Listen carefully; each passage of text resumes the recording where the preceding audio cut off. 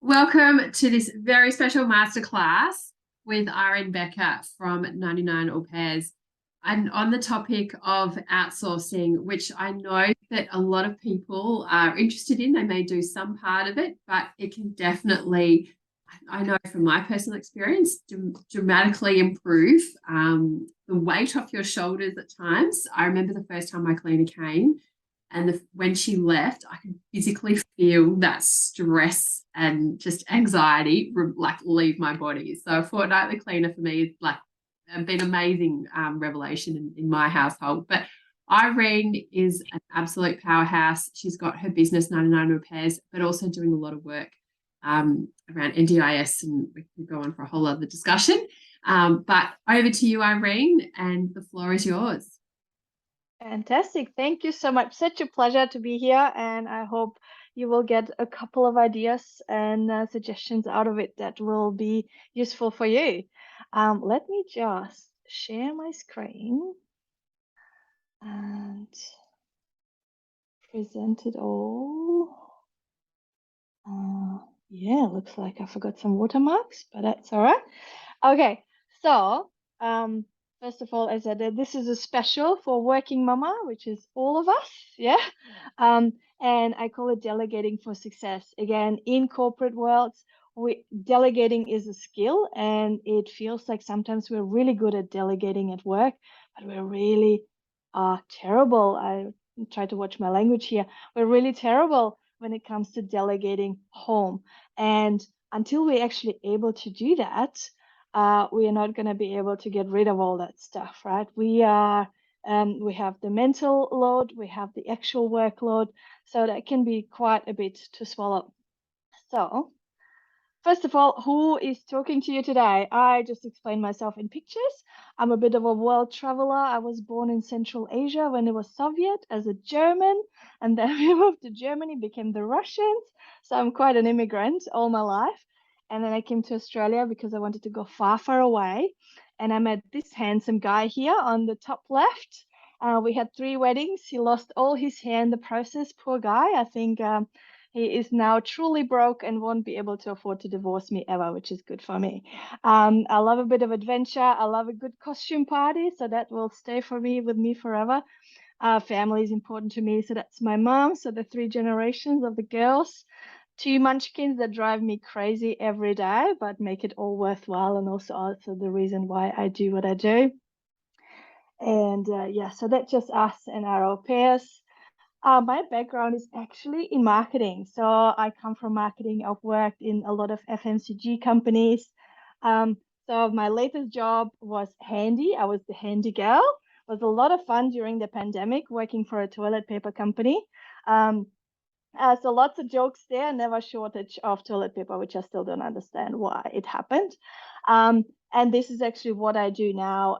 So the top left picture is probably the kickstart of my transition from corporate world into business world. So at the onset of the pandemic, Channel 7 picked us up and featured businesses that help families to transition into this new unknown of working from home and being stuck at home with children and work, etc. So I also got in a lot of trouble at work for it by, being the tall poppy and all of a sudden being on TV as a minion. And it was kind of a bit of kickstart. I'm like, actually, I think I want to do my own thing, and started focusing more and more to phase it out and focus on my business more. So last year I quit my corporate job and I'm doing 99 Au Pairs full time. We have 3 staff and we have lots of side projects and contractors working with us. But the key thing is, again, working with busy working parents. Let's be honest, 95% of them are moms. Yeah, because at the end of the day, the decision makers are moms. And even if other people take over, if things fall apart, it all comes back to us to solve it and to sort out the problem, right? So this is who I work with. And according to the latest census, that's also a fun project for hubby and I, women still work more, right?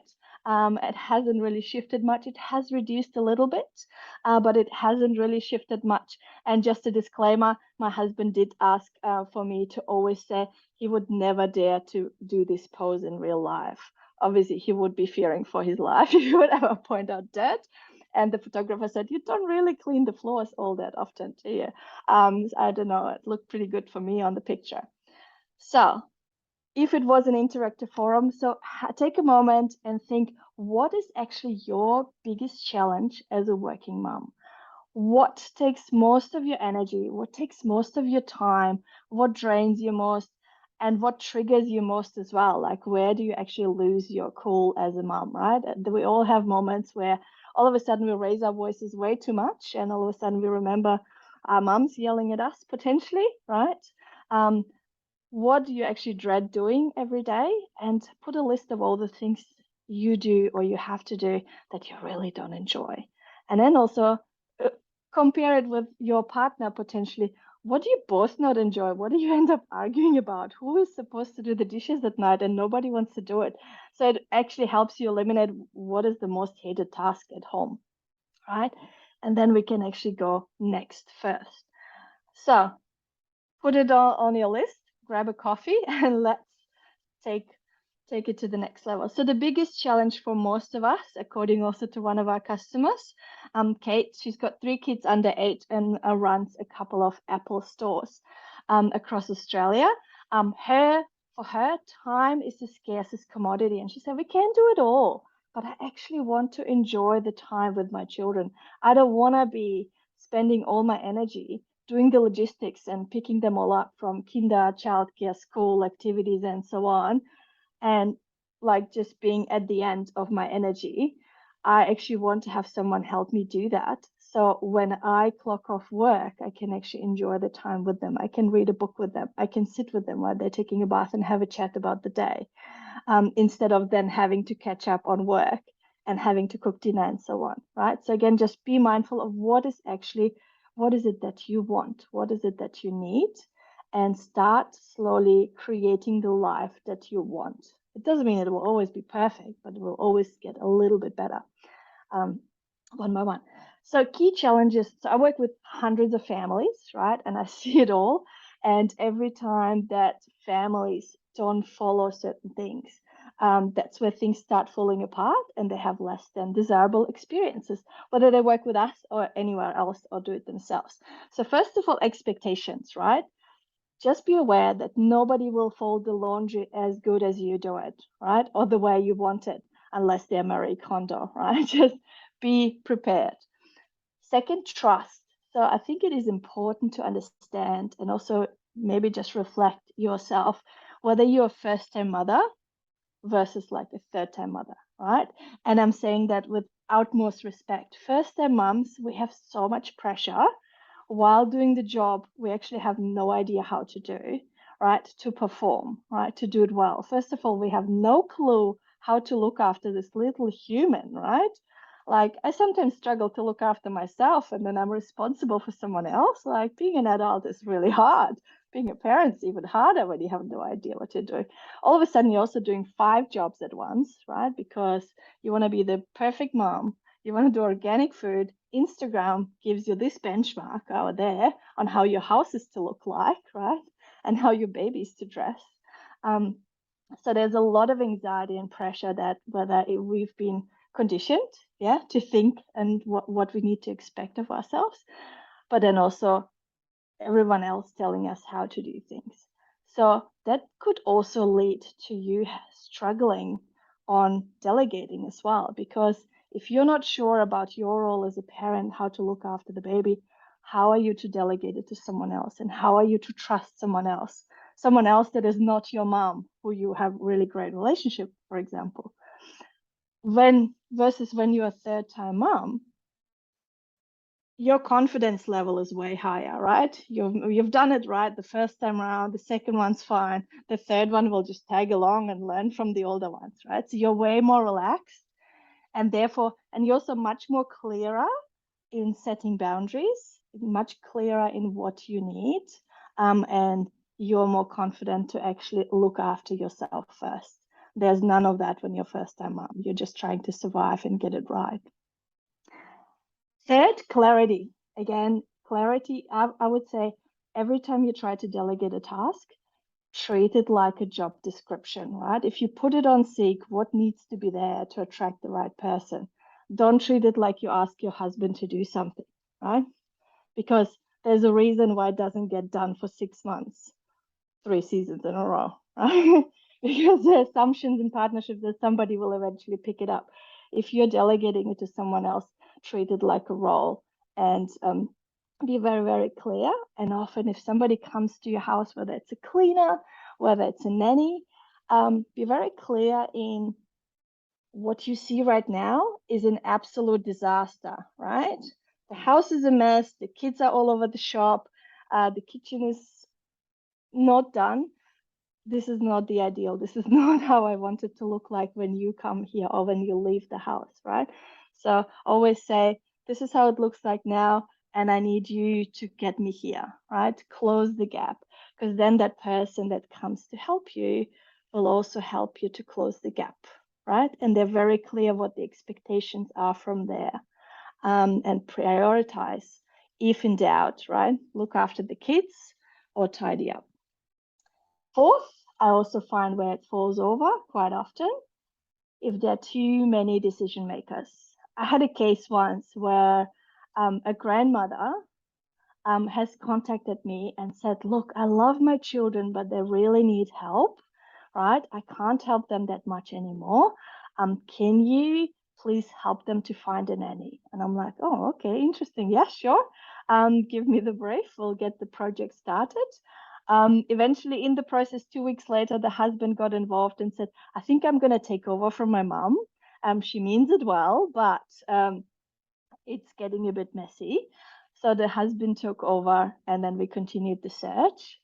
And eventually the mom took over and said, look, this is all getting all over the place. It's super messy and things fall apart and it comes back to me. And I'm like, finally, I'm speaking to the person who is actually in charge and who will have to take the brunt of everything that falls over. So, and I mean it in the best possible way as well, because not that I want moms to be the decision makers, but the fact is we always are, right? If things fall over, a child is sick and the cleaner doesn't rock up, or something happens at school, we have a curriculum day, whatnot, it always falls onto mums to sort it out. Yeah. Short-term problems, mums' problems. So make sure that you are the one who is very clear to decide and don't delegate recruitment process midway. And the last one is budget.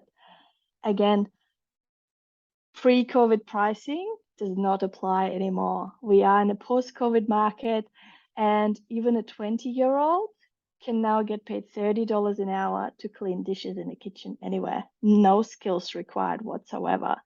So I think it's very important to do a bit of research and say, what are people currently demanding? And that even though the prices have increased, I can probably still not expect them to have qualification and teach my children to speak Mandarin, right? So just can be mindful and go for the person first and qualifications second. All right, first, let's get started. And I call it point number 0 because you can't do anything while you get stuck in the mum guilt box, right?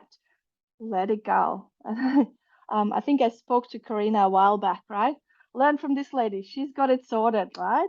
Every time you have a sense of guilt, you're not spending enough time with your children, you're not spending enough time at work, the kitchen's not nice, it's all over the shop, the dinner wasn't the healthiest, the lunchbox not done, they are not wearing the right t-shirt for whatever, St. Patrick's Day, who cares, right? Your kids are fed, they're fine, they're probably not going to remember that bad lunchbox that you packed, or even that you didn't pack the lunchbox. There's always a lunch order. Whatever it is, right? Just let it go. One day at a time, you're doing a great job, right? And if in doubt, there's always the partner, right? They also have a say in things. So let it go, and then we can get started, right? Again, first of all, be very clear what it is that you need done, right? Especially if you need it done by someone else, right? But even before that, do a list of all the things you want to do and think, does it really need to be done, right? Do you really need to create that card for a birthday party, or can it just be bought at the $2 shop next door? Does it need to look perfect, right? Instagram pushes us always to perfection, and it creates a lot of anxiety for a lot of moms. And if you hear someone judging you, walk past it, right? It's their problem, their story. You do you. And if you can drop something and you can ignore the laundry, don't worry, we'll still wait for you at the end of the week. So it doesn't, so again, just be mindful what is important. There's a really good story one of my colleagues once said, if they end up putting too many projects on, she'd always say, do you want me to open another tab? You know how when we're working, we've got 20 tabs open, right? It's very helpful when you're trying to finish a big project and you need to reference 10 different things, but it's not healthy to have 30 tabs open all the time. Your computer will eventually just die and say, give me a break, right? So again, just refer to, does it need to be done? Can it be done later? Or maybe can we cancel this little project, task, whatever. Maybe if nobody enjoys to cook dinner, get HelloFresh, or give yourself 2 dinners of takeaway, 2 nights of takeaway. Yeah, so that's the to-do list. Second, when does it need to be done? Do we need to do it in the morning, in the evening? Do we need to get up earlier? If you're delegating this, be mindful which days of the week. Trust me, everybody wants a clean done on a Friday. Yeah, because we all want to get started on the weekend with a clean house, which also means there's a lot of demand. So if you can be a bit flexible on those things, it helps. But when it comes to children, obviously you have set deadlines, right? Childcare closes at 6 o'clock. You cannot be late. Somebody needs to pick up your kid then. If it's school pickup, 3:30 needs to be done. And again, just be mindful. Do you need that person present? That's a core time, right? You have to must have timings there, and then you can have flexible windows. Pickup is a must have time, set timings. Tidying up the house, prepping food can be done before, or maybe it can be done after. Third, priorities, right? Let me just move this one again. Again, just nobody will be able to replace you, right? You can do 5 jobs. You're a superwoman. Your husband or partner will tell you that all the time. I trained my husband not to say that anymore. So I can do one thing at a time, no more, right? So nobody will be able to do 5 things at once and cook and look after the kids and answer emails and be on the call and, maybe fold the laundry or do other things and, fix a shelf on the wall while you're doing all this. Nobody will be able to do this. So just again, one job for one person. Sometimes nannies will be able to, tidy up after the kids, make sure there's no Lego minefields at night for you, while they're also entertaining the children. Again, depends on the person, depends on the experience, depends on their attitude as well. So just be mindful and also be very clear if in doubt, right? Because even if you have somebody looking after your kids, whether it's your mom, your neighbor, a nanny, an au pair, whoever, there will be moments where things fall apart, right? It just takes a 3-year-old not wanting to budge and do what you ask them to do. I'm just not going to put on my shoes. And all of a sudden, getting out the door becomes a whole lot harder. If in doubt, what's the priority there, right? Have a policy in place of emergency situation. This is what we do. And everything else can wait until later, right? We're not going to clear the table in the morning. It can wait till later. So again, treat yourself nicely and with respect and allow your helpers to do the same. Second, ensure it's the right fit for you, right? A nanny that somebody recommends to you for their family might not be a great fit for you because you're different personalities, right? If you're really structured and organized, don't go with a nanny that will just stop with the child and look at the rock and enjoy every flower, right? So if you have set timings and you want that structure to be kept, you need to have somebody who also is very organized and can adhere to that structure. If you are pretty easygoing, right, and you want your children to just be happy, you need to find that person. So maybe an old school nanny who likes to make sure that the children are very well mannered, right, and use their forks and knives when they eat is probably not the right person, because your children are just not going to do well with that person. Again, make sure it's the right fit for you and your children, and always have a trial. Yeah, always have a trial to see how your kids respond to that person if it's a nanny, right? Always have a trial for a cleaner when they come to your house to make sure they do the things you do. Trust me, we have cleaning clients and no client is the same. One client say, "Can you just make it look neat and tidy?" The other client said, "It drives me nuts if the top shelf is not dusted," right? Whereas the third person is like, "Can you just make it look lovable?" Right? At the end of the day, we always do the same thing to make sure it's clean. But there's certain particulars that will drive you bonkers, right? If it's not done, where another customer couldn't care less. So again, just make sure you explain what you want. But again, if it's related to children or your house, always do your checks and always do your due diligence. Ask for a police check, even if you have to pay for it, right? Ask for a working with children check, ask for references, and follow them up. Ask the people, would you hire that person again? What is the worst thing about this person? What is their strength? What is their weakness? Not only to find something at fault with the person, but also to learn how to manage that person. You're the boss, right? You need to make sure how to give feedback. You need to make sure how to manage that person and how to build a relationship with that person if you want them to stay. So don't skimp on that. And again, so we've done that again. Do your research, do your checks, and check in frequently. I think this is probably um, the biggest factor where it falls over. So you found the right person, you found the ideal cleaner, right? Like Carina says, "Oh my God, fortnightly cleaner." It's like, I'm praying to the gods that she doesn't fall sick and Corona doesn't come her way or whatever, right? Just please just come and relieve me from this burden, potentially having to clean my house myself. So it always starts really well, but as anything in life, every job becomes a bit boring after a while, right? And things just fall into place, which is great for you because finally I can relax and I don't have to invest any more energy.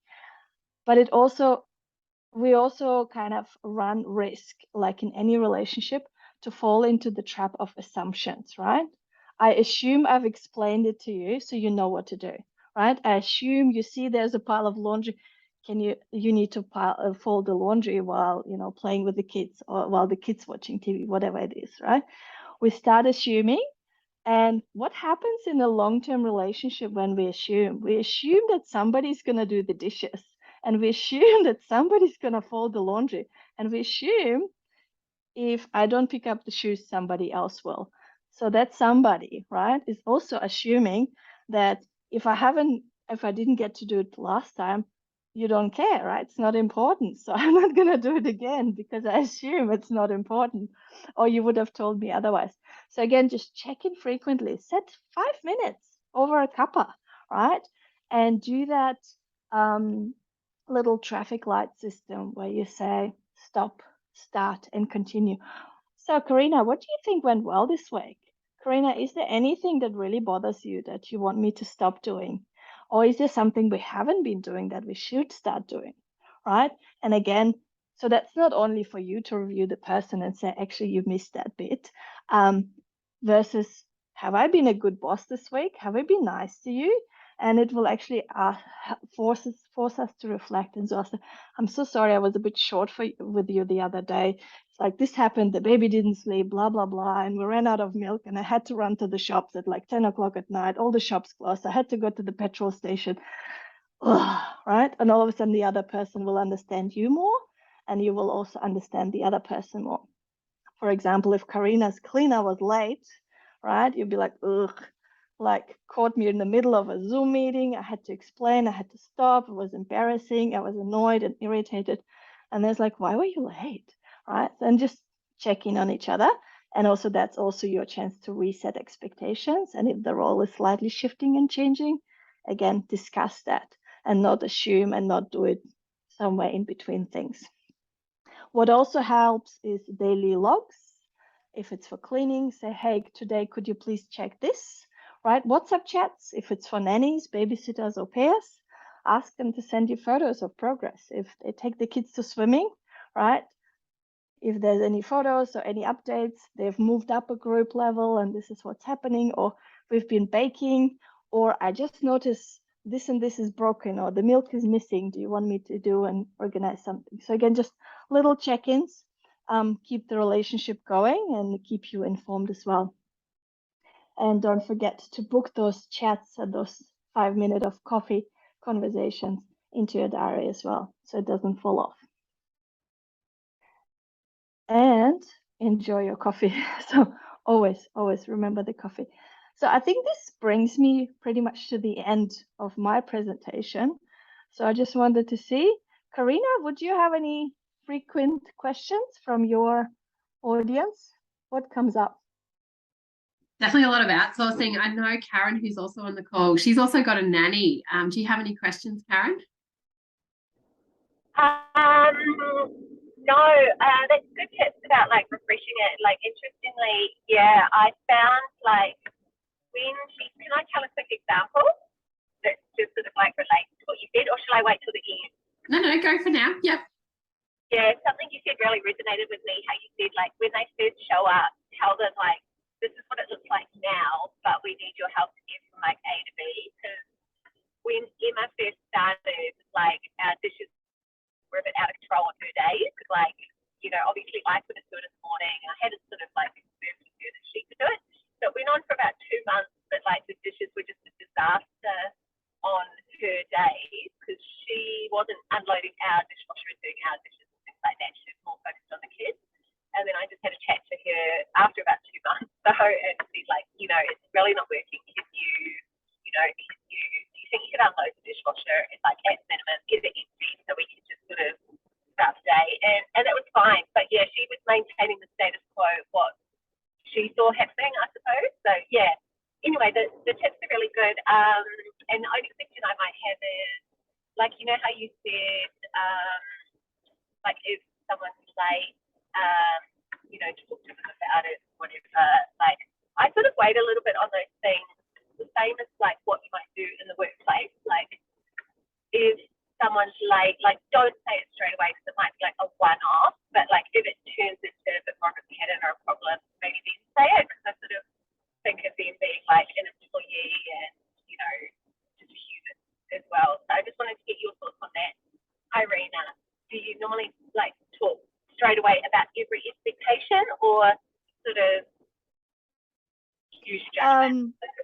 Again, it depends on the situations. I find usually, again, because we're working mostly with millennials now, right? Yeah. And we are all used to frequent feedback and ideally instant feedback. And again, if in doubt, think back to positive parenting, right? If we want to give children an educational lesson on something, it needs to be pretty much instant, right? It needs to be timely, it needs to be relevant, and it needs to be something they understand and they can relate to. It's the same with us adults, right? Like if somebody says, hey, Carina, I just noticed you're doing it this way. Depends on how much time you have in the day, right? You might just be rushing out the door. So can we just have a quick chat later about this, you know, when I have a moment, right? So you don't do it in a rush, in a distressed voice. So if you don't have a moment, maybe just park it for later, but say, can we have a chat later? But if you have a moment and you're just there and I say, I notice you do it this way, like stacking, unstacking the dishwasher, right? I'd always say, you know what? My husband is such a funny person. He just loves his knives, right? And he goes mental if somebody puts his precious knives into the dishwasher or this way, right? And literally we say that 10 times to every person who comes into our house because it's one thing he's really fancy about, right? And I just almost make a joke out of it, right? If it's something that is just us.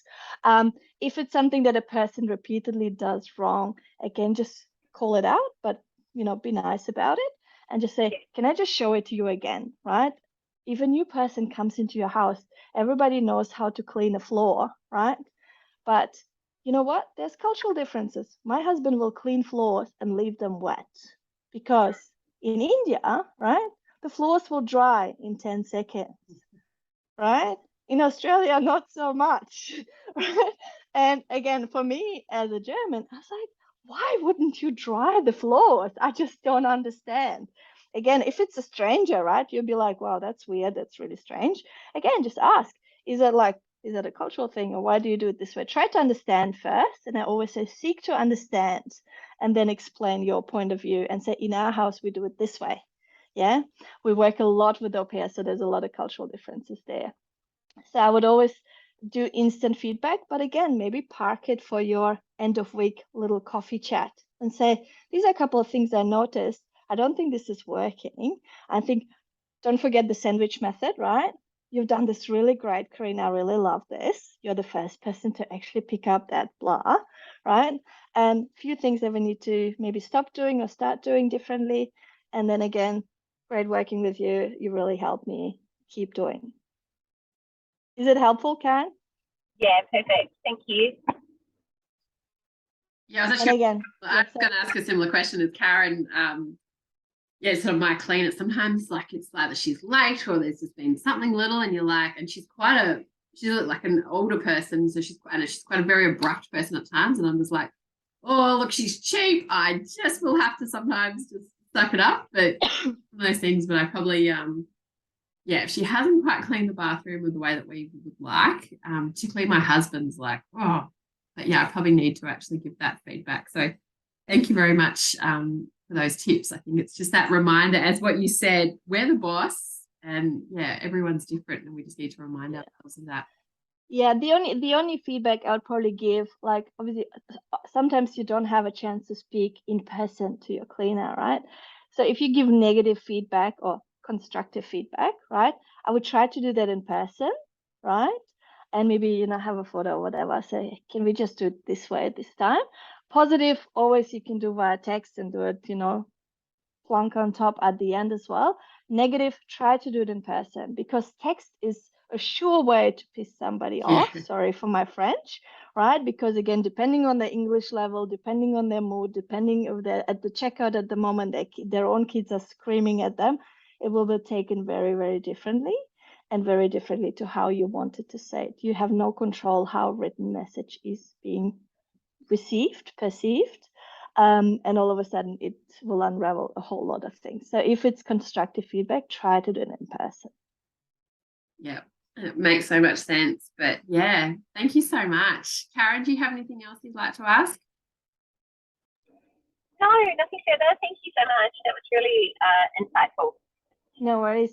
And again, I think just one last thing I would say as a tip is think of it is if that person, again, you don't know them, but if you're wanting to build a long-term relationship, just assume that things will go wrong, right? There will be things, there'll be good days, bad days, and ugly days, and there will be things that will go wrong. And just assess them on a level of, will it bother you in 5 years, right? If that toilet's not done perfectly, is it going to bother me in 5 years? If not, then again, just quick instant feedback and moving on.